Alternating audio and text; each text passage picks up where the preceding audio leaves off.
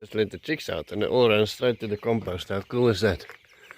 So I've got some grain that I made I had overnight in the water.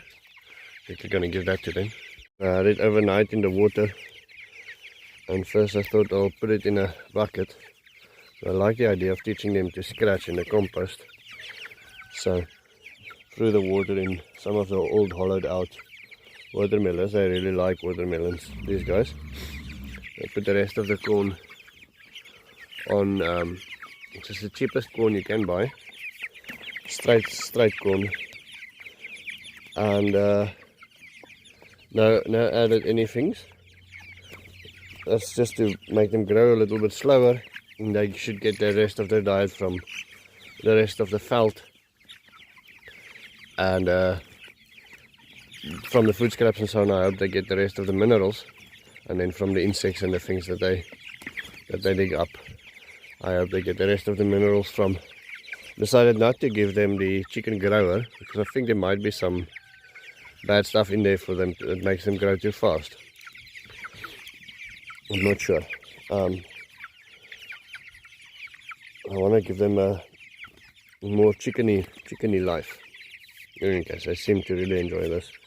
As soon as I opened the door this morning, they all ran out straight to the compost heap. They knew exactly what was about to happen. They knew what life was all about. So I think this is quite grand. At Manette's house, thank you to the community for helping me support her.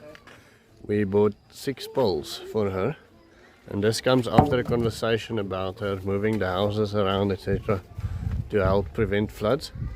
Now, the thinking behind the poles is that we want to lift the roofs to all fall in a certain direction, and that way we can have them fill the tanks directly. So they are moving the houses and building and rebuilding, etc., but these long poles will now give them the ability to lift the roofs high enough so we can fill the tanks without having to lower them into the soil, etc.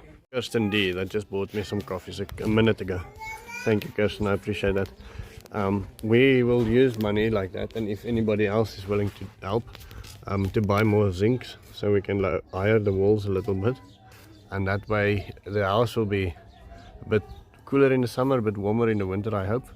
We'll see. We still have to see what we'll do with isolation. Beshi and I are working on the municipality to build things more permanently, but we will need a couple more corrugated steel plates for Manette's house. So if anybody would like to buy some coffees for that, that would be wonderful.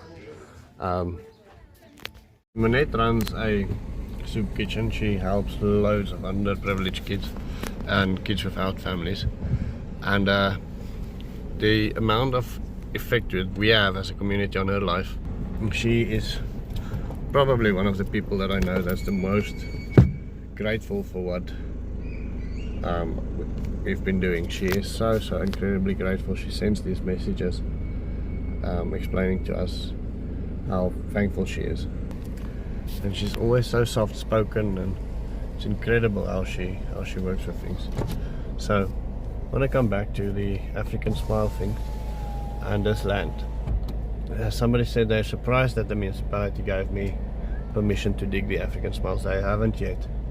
I want to get them here, show them the African smiles that we have dug, and explain to them what we are doing. Organize a cleanup for this place. Maybe speak to some of the local companies and see if they want to get involved in a cleanup as well. Get their names mentioned. I'm going to do that. And then quickly want to show you the African smiles. Somebody said to me, where is the community in all of this? Where's the community involvement? Where's the people that's going to benefit from this? Now, first of all, this is a public open space. There's many community members over there. All of them will benefit from this. I'm part of the neighborhood watch.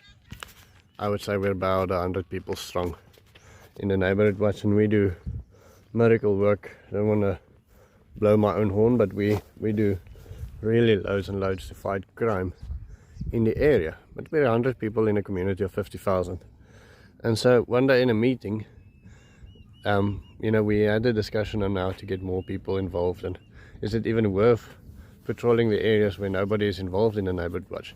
Everybody's got the neighborhood watch number on speed dial, because if you want to file for insurance, you go to the police, they'll open a file for you and you can claim from insurance. But if you want action, you call the neighborhood watch and people will show up, and people will try to help you. People will try to solve your problems. The police is overwhelmed, understaffed, understocked, undertrained, and the community watch very often consists of people that really wants to do it. So I get up at 2 o'clock at night, I go patrol for 2.5 hours with somebody, and we actively look for criminals. And if somebody calls, we go there actively and we try to help them. But in any case, beside the point, so we try to get people involved. And then somebody said to us, listen, remember, and this changed my whole thinking of working for the community. I just want to hide under this tree. I hope there's not a snake in here somewhere. It's just amazing how this tree just changes the whole feeling of where I am. But anyway, somebody said to me one day in one of these meetings, he said, remember, we are less than 10% and we are helping everybody else. And we'll always be less than 10%. The neighborhood watch will always be less than 10% of the people actively working to make the community safer. And everybody will benefit.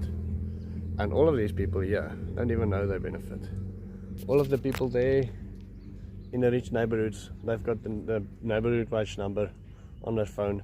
They benefit, they know they benefit, but they're not going to get involved necessarily. But you have to decide whether you want to be part of the 10% or part of the 90%. So part of the 10% that makes a change, or part of the 90% that just benefits. I decided back then that I wanted to be part of the 10% that makes a change, and it will be the same with the permaculture. We'll get people work here. There's many people that will be eating because of this. There will be children there that will have clean sewage water because of it, or clean bathing facilities. There will be a park here. There will be fruit trees planted here. It's going to be an amazing uplifting project if everything goes to the vision that we have.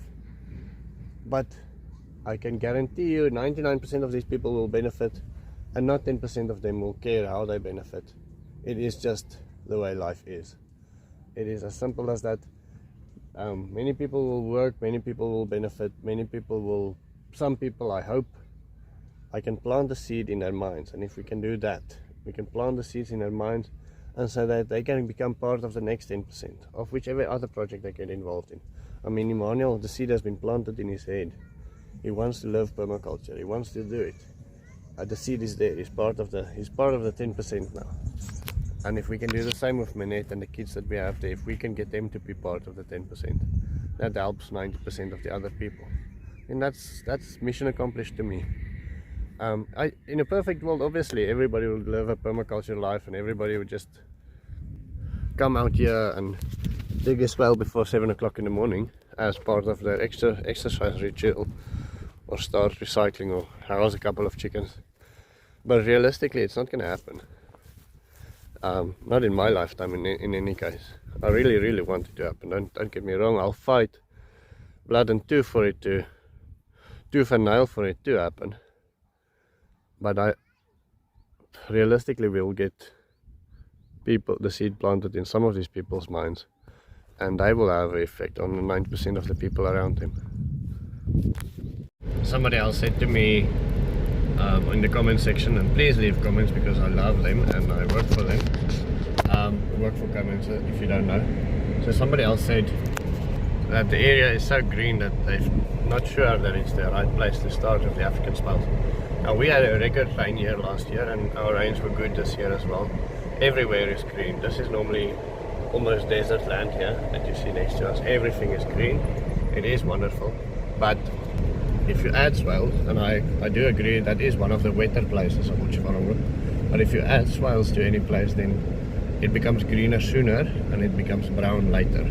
And if you're lucky, it might become green throughout the year. How wonderful would that be if we can keep enough moisture in the soil that way? So that is the one thing. Mr. Hoffman just sent me a WhatsApp, which is fantastic. He's a owner of one of the farms here close by. The farm is called Oros. Wonderful person and wonderful wife and grandmother. I came to that farm and the grandmother was busy there pulling out datura. That's the first thing I'll remember of driving onto that farm. Grandmother in the sheep corral pulling out datura, in this fields and fields full of datura. She was just there hacking away, trying to make a difference. Definitely being part of the 10%. In any case, he sent me a WhatsApp to say that I should start at the highest point of the river. Now I need to show the municipality what we're doing, and that's why we dug the African Smiles. I need to show them a physical proof of what it is, and they need to decide whether it's going to be damaging at all or not, and